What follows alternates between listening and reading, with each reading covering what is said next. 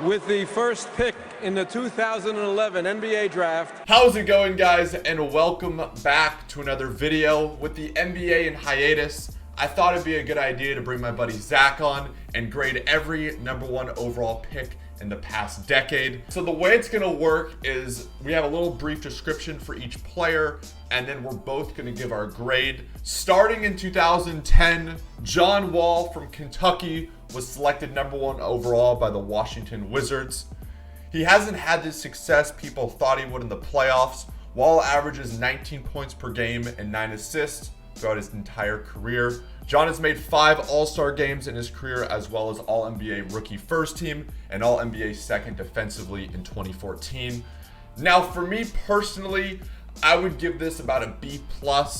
Zach, what are your thoughts? I'd give it a B-. Okay, so you're going B-, and your reasoning? He hasn't had the success in the playoffs, and then also injuries have kind of derailed towards especially the later as of half. late. Yeah, I do agree with that.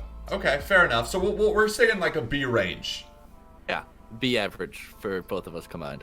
2011, the Cleveland Cavaliers took Kyrie Irving out of Duke. The Cavs got the player they wanted to be a leader until they ended up getting LeBron back. In his time with the Cavs, Kyrie played and started in all 381 games, averaging 22 points a game, 5.5 assists. Kyrie was a 6-time All-Star and won the All-Star MVP in 2014. Kyrie also won the Rookie of the Year. He was all-rookie first team. More importantly, Kyrie is the only #1 overall pick in the last decade to win an NBA championship.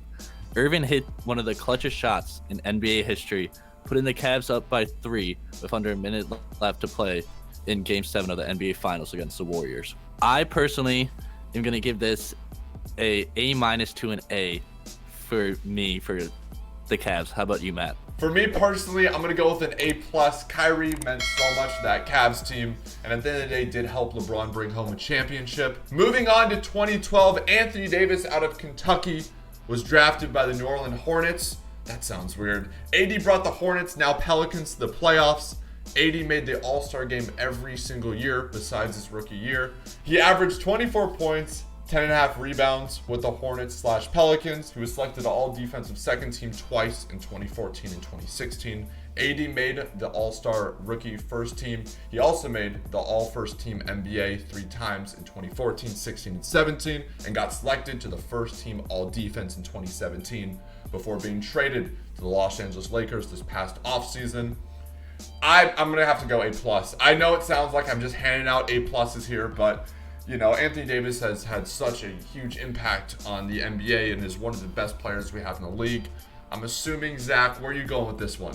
I agree with you. Give out my first A+, and as much as it hurts to give it to a current Laker, for me, Anthony Davis, I mean, the Pelicans wouldn't be where they are now if it weren't for Anthony Davis. I mean, he brought them to the playoffs. He did so much for that franchise and that organization. I mean, it's hard to not give him an A+. Moving on to 2013, the Cleveland Cavaliers, once again, with the #1 pick. This time they selected power forward Anthony Bennett. Anthony Bennett was the first Canadian ever drafted #1 overall. The choice was met with some concern by analysts. Bennett didn't produce with the Cavs, and following a mediocre rookie season, he was part of the Kevin Love trade package that sent him to Minnesota. In 57 games and only 3 starts for the Timberwolves, he averaged a career high of 5 points and 4 rebounds per game. On September 23rd, 2015, Bennett was waived by the Timberwolves via a buyout. Since then, he's bounced around with a couple teams until he was ultimately released this past training due to an injury. Bennett will go down as one of the biggest busts in NBA history. Personally, I give this a solid F. Yeah, if there's going to be an F, it's going to have to be for Anthony Bennett. Again, like we talked about, this was a pick that people thought, you know, why are the Cavs taking him #1 overall? And it turned out to be the correct answer. I feel for Anthony Bennett, you know, but this one is a solid F for me. Moving on to 2014, Andrew Wiggins out of Kansas was selected #1 overall on June 26, 2014, becoming just the second Canadian ever picked #1 overall in the draft after Anthony Bennett, who had been selected first overall 1 year prior. On August 23rd, a 3-team trade was completed involving the Cavaliers, the Timberwolves, and the 76ers. As part of the deal, Wiggins and Bennett were traded to the Wolves, and in return, the Cavaliers received Kevin Love. Wiggins went on to win NBA Rookie of the Year and All-NBA Rookie First Team. Wiggins has shown promise throughout his career but lacks consistency. On February 6, 2020, Wiggins and 2 draft picks were traded to the Golden State Warriors for D'Angelo Russell. I've gone back and forth. I'm going to go C+ here. Again, there's games I watch Wiggins play and he looks like, you know, the number 1 overall pick. And then there's other games where he just completely disappears. He is a freakish athlete, so he is always fun to watch. I'm personally going to give Andrew Wiggins a C- to a D+.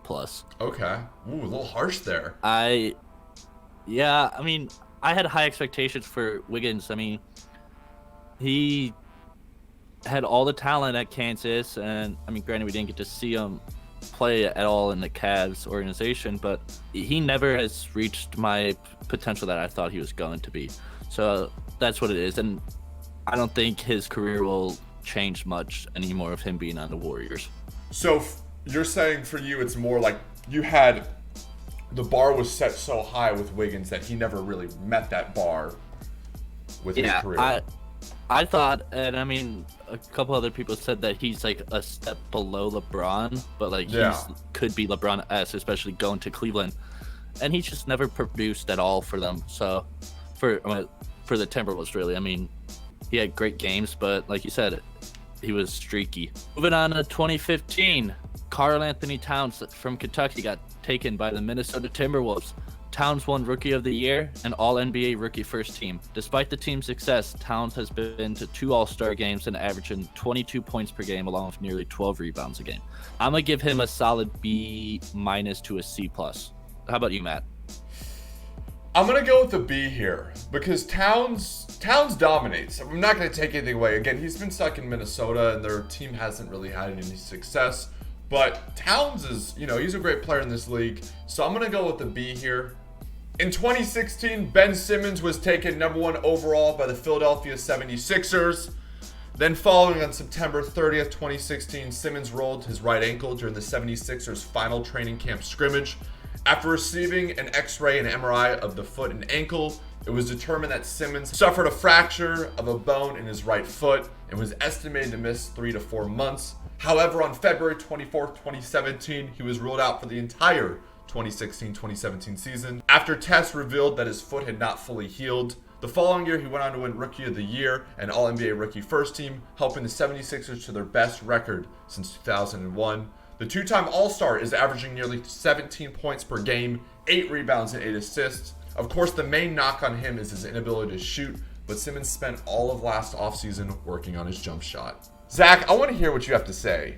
I'm interested in what you have to say about Ben Simmons here. You know how I am about certain players, Matt. Okay. Ben Simmons, I'm going to give a C- to a D+.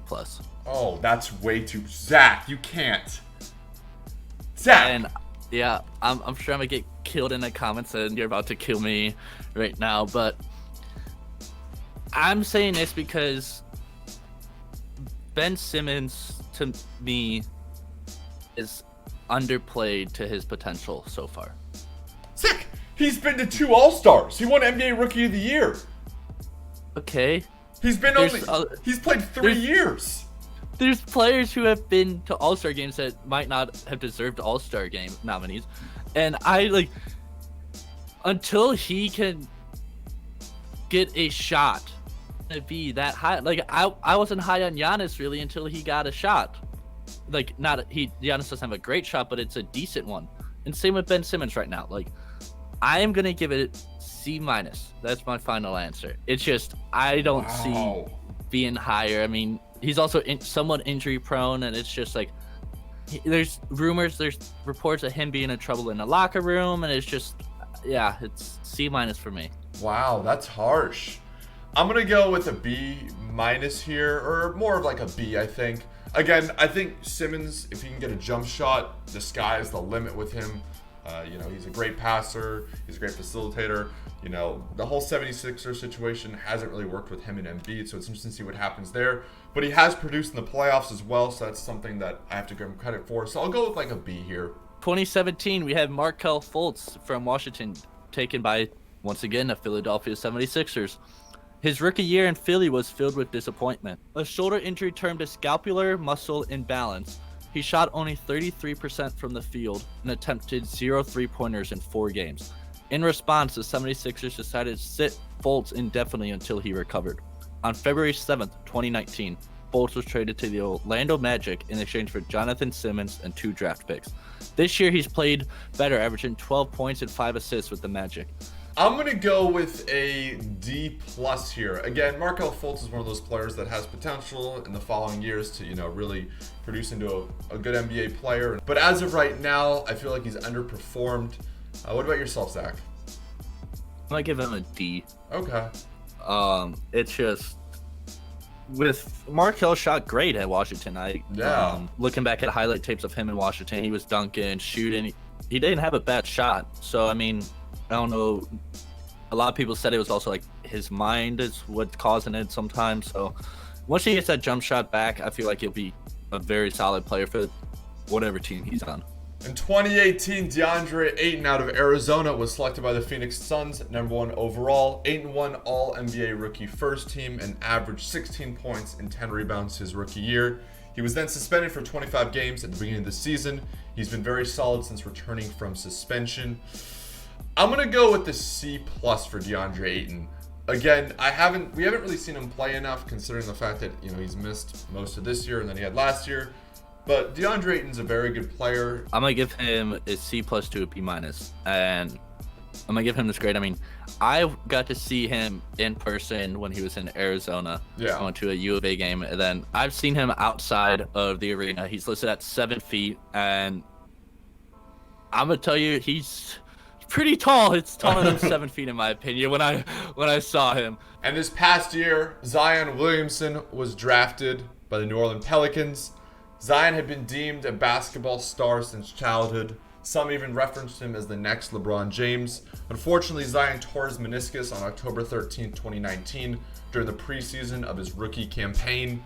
Williamson made his professional debut 3 months later. Since then, the 19-year-old has been on a tear, becoming the first teenager in NBA history to score 20-plus points in 10 consecutive games. Since his injury, Williamson is averaging nearly 24 points per game in just 30 minutes played. Oh, Zach, we've been talking about this. I don't know how you're supposed to grade someone that's played like 19 games. Again, Zion's not going to win Rookie of the Year because he hasn't played enough and John Morant's been balling out. I'm going to give Zion a solid C. I'm sure the comments, they're gonna say never bring Zach back again. Oh yeah, comments are gonna absolutely love me. That's why I'm giving him a C, because he's more of a power ball, and right now in the league, that's not really what's in. Zach, he's averaging 24 points per game in 30 minutes played at 19 years old. I just think a C sounds harsh to me, but all right. Anyways, guys, I hope you enjoyed this fun video between Zach and I. If you guys want more stuff like this, please make sure you guys do drop a like. Also, let us know which grades did you guys agree with, which grades did you disagree with. And until next time, please make sure you guys do like and subscribe. It's been your boy MboneHD, and we'll see you guys next time. Peace!